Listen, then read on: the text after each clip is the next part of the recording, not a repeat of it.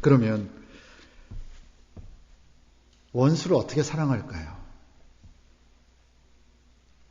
원수 같은 사람, 나를 핍박하는 사람, 그 사람들도 사랑해라. 그게 주님의 명령, 지켜야죠.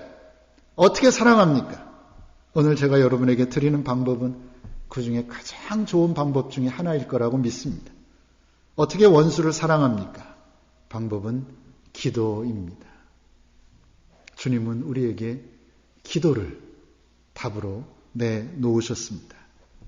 내게 원수 같은 사람, 나를 쿡쿡 찌르는 사람, 나를 핍박하는 사람을 위해서도 기도하라는 것입니다.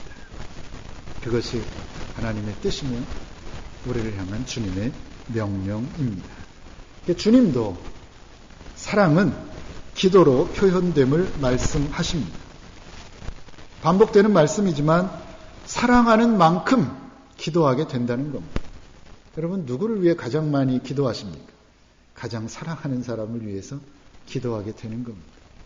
어쩔 수 없이 앉으면 제일 먼저 나오는 기도가 내가 가장 사랑하는 이를 위한 기도인 겁니다. 그런 까닭에 우리는 마땅히 기도해야 하는데, 특별히 주님 말씀하신 대로 이제는 남을 위한 기도, 다른 사람을 위해서도 기도하라는 겁니다. 어떤 사람, 나를 핍박한 사람, 그래서 때로는 원수같이 느껴지는 그런 사람들을 위해서도 간절한 마음으로 내가 사랑하는 사람을 위해 기도하듯이 그 마음으로 기도해야 한다는 말씀입니다. 우리가 그렇게 살면 어떻게 됩니까? 45절입니다. 이같이 한즉 하늘에 계신 너희 아버지의 아들이 되리니 이는 하나님이 그 해를 악인과 선인에게 비추게 하시며 비를 의로운 자와 불의한 자에게 내리우심이니라. 무슨 말씀입니까? 나를 핍박하는 사람, 때로는 원수같이 느껴지는 사람을 위해서도 정성을 다해 기도하는 사람, 그 사람이 진짜 하나님의 자녀라는 것입니다. 다르게 말하면 무엇입니까? 나를 핍박하는 자를 위해서도 정성을 다해 기도하는 사람, 그 사람이 진짜 그리스도인이라는 말씀입니다. 그리고 생각해 보니까 지금까지 우리의 싸움은 다분히 소극적인 싸움이었습니다. 무슨 말씀이냐면 미움, 다툼, 시기, 질투 따위와의 싸움이었습니다. 어찌하든 그래, 미워하지 말자, 시기하지 말자, 질투하지 말자, 그런 싸움입니다. 시기하지 않으려는, 미워하지 않으려는, 질투하지 않으려는 그런 싸움이었습니다. 근데 한번 돌이켜 보십시오. 그 싸움에서 우리는 항상 졌습니다. 싸우면 싸울수록 우리의 의지는 약해졌고 결국은 실패입니다. 미워하지 않을 수 없고 질투하지 않을 수 없고 시기하지 않을 수 없습니다. 우리의 경험으로 볼 때 그 싸움은 지는 싸움입니다. 안 되는 싸움인 것 같습니다. 그래서 이제는 다른 방법을 찾아야 할 때입니다. 보다 적극적인 방법입니다. 미워하지 않고 시기하지 않으려고 애쓸 것이 아니라 그 힘과 그 에너지를 가지고 그냥 사랑하려고 애쓰는 것입니다. 원수 같은 사람도 내가 미워하지 말아야지. 그게 아니라 그 사람도 사랑하려고 노력하는 겁니다. 그들을 위해서 진심으로 기도하는 겁니다. 온 마음과 정성을 다해 나를 미워하고 핍박하는 사람들을 위해서 기도하는 겁니다. 그것이 주님이 우리에게 주신 사랑의 방법입니다. 쉬운 일입니까? 할 만한 일입니까? 아니죠. 정말 어려운 일입니다. 살면 살수록 쉽다고 생각하고 내뱉은 말도 결코 쉬운 말이 아님을 깨달을 때가 많이 있습니다. 하지 말걸. 쉬운 줄 알고 했는데 못 지킬 때가 너무너무 많습니다.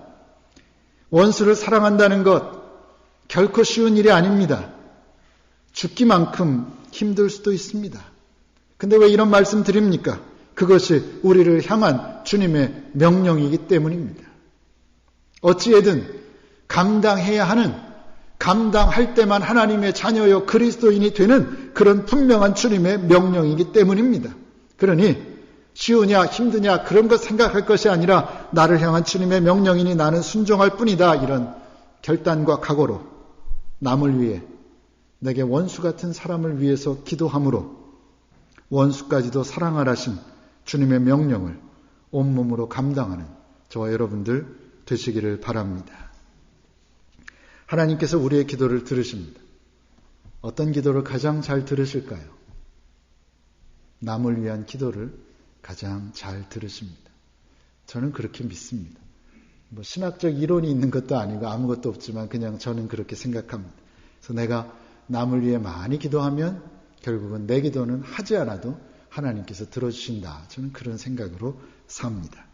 남을 위한 기도는 특별한 효과가 또 있다고 합니다.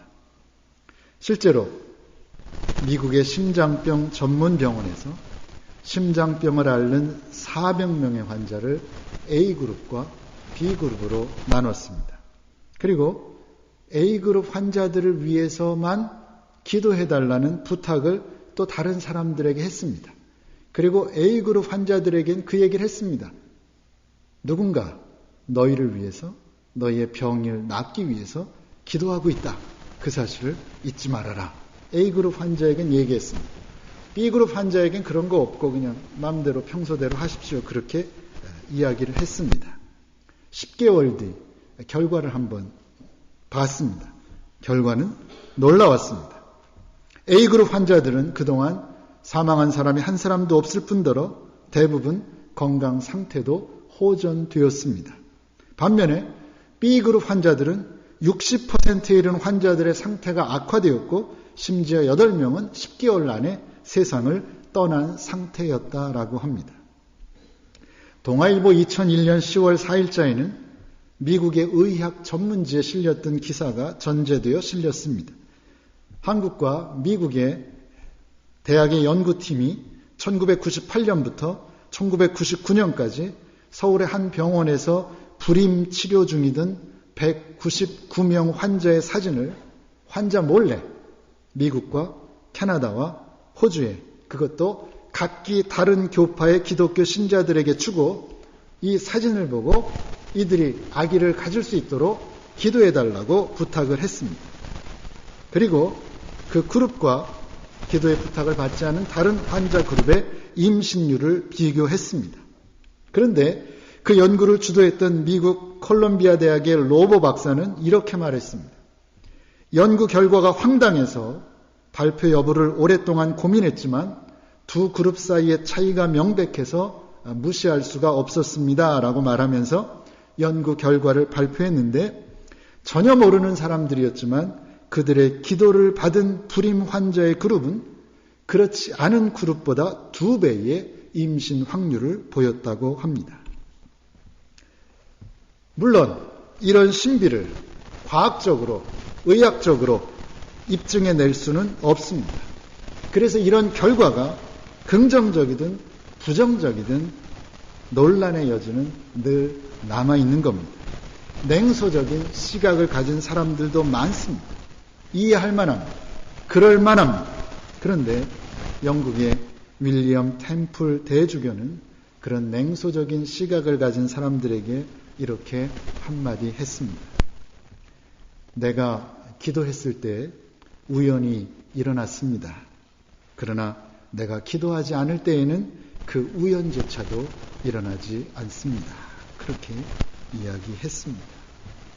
누군가를 위해 간절히 기도하는 일처럼 아름답고 귀한 일이 또 얼마나 있겠습니까?